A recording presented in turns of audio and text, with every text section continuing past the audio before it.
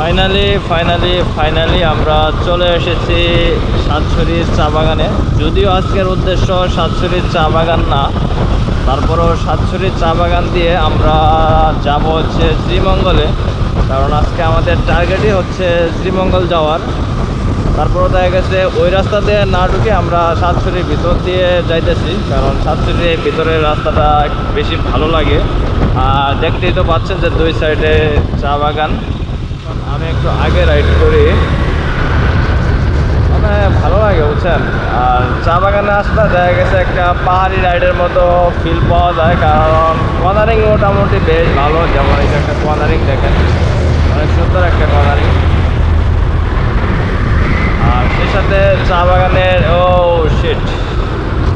Speed breaker আমি যদি আপনাদের একটু খেয়াল করে দেখাই তাহলে আপনারা বুঝতে পারবেন যে চা বাগানটা এদিকে কতটা সুন্দর। যদিও রোডটা সামনের দিকে এইদিকে, যার ফলে হয়তো বা তেমন একটা ক্লিয়ার দেখা যাচ্ছে না।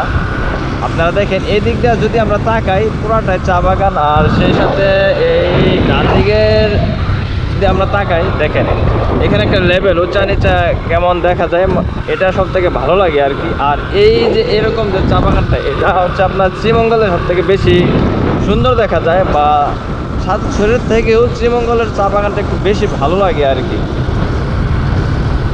তো রোদের কারণে হয়তো বা এই সাইড দিয়ে একটু কম বোঝা যাচ্ছে। আর রাস্তাটাও অনেক সুন্দর বুঝছেন।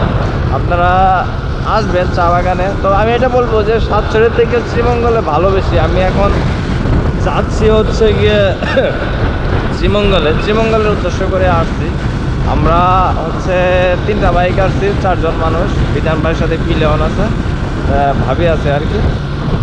তো এর আগে আমরা হয়তো 6টা বাইক আসছিলাম, আজকে 3টা বাইক।